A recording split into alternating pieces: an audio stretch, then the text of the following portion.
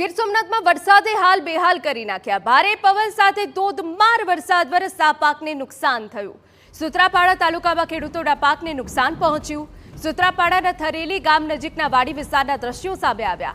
ભારે પવનના કારણે ખેડૂતોના શેરડીના પાકને મોટું નુકસાન। પવનના કારણે શેરડીનો પાક ઢળી પડ્યો છે। તો ગીર સોમનાથમાં એક તરફ જ્યાં સરસ્વતી નદીમાં ઘોડાપૂરની સ્થિતિ છે, બીજી તરફ જે ભારે વરસાદ પડ્યો અને ભારે પવન ફૂંકાયો તેની સીધી અસર પાક પર પડી છે। શેરડીનો પાક ઢળી પડ્યો છે, જેના કારણે ખેડૂતોને મોટું નુકસાન જવાની ભીતિ પણ છે। તો ચોમાસાની વિદાય સમયે જે રાજ્યમાં ભારે વરસાદ પડી રહ્યો છે તેને લઈને ખેડૂતો ચિંતિત બન્યા છે। આપને એ દ્રશ્યો ગીર સોમનાથના બતાવી રહ્યા છે।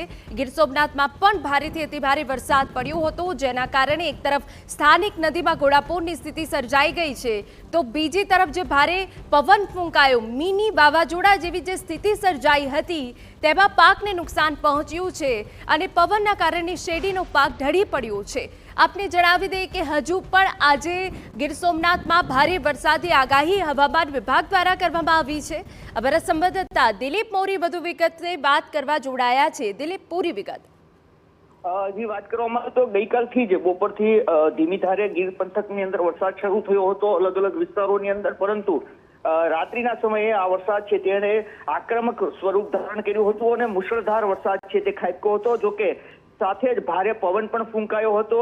અનેક વિસ્તારો છે જ્યાં ભારે પવન ફૂંકાવાના કારણે ખેડૂતોને નુકસાન પણ થયું છે, પરંતુ સુત્રાપાડાની અંદર લગભગ 13 કલાકની અંદર 10 ઇંચ જેટલો વરસાદ છે તે ખાબકતા સુત્રાપાડાના અનેક વિસ્તારો છે જે પાણી થયા છે।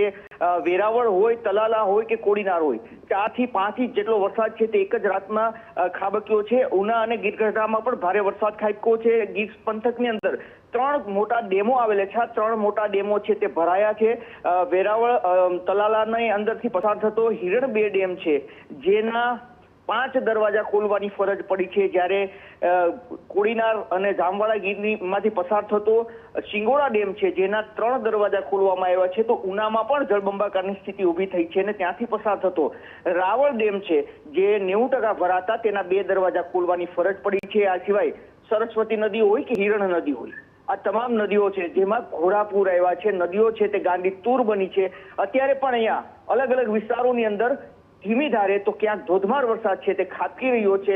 મતલબ કે છેલ્લા 14-15 કલાકથી સતત વરસાદ છે તે ગીર પંથકની અંદર પડી રહ્યો છે અને તેના કારણે જ અનેક ગામો છે જેની ગલીઓ છે તેમાં ગોઠણ સમા પાણી અત્યારે પણ વહી રહ્યા છે। ખેડૂતોના ખેતરો છે તેમાં જળબંબાકારની સ્થિતિ ઊભી થઈ છે। મગફળીના પાકો છે તે હાલ સુત્રાપાડા પંથકની અંદર પાણીની અંદર ગરકાવ થયા છે, કારણ કે સર્વત્ર પાણીનો નજારો છે તે અહીંયા પર જોવા મળી રહ્યો છે। જી બિલકુલ, આભાર તમામ વિગતો બદલ। તો ગીર સોમનાથમાં જે રીતે વરસાદે હાલ બેહાલ કરી દીધા છે, ક્યાંક નીચાણવાળા વિસ્તારોમાં ઘૂંટણ સમા પાણી ભરાયા છે, તો ખેડૂતોનો જે ઊભો પાક છે તે પણ ઢળી પડ્યો છે, જેના કારણે ભારે નુકસાનની ભીતિ છે।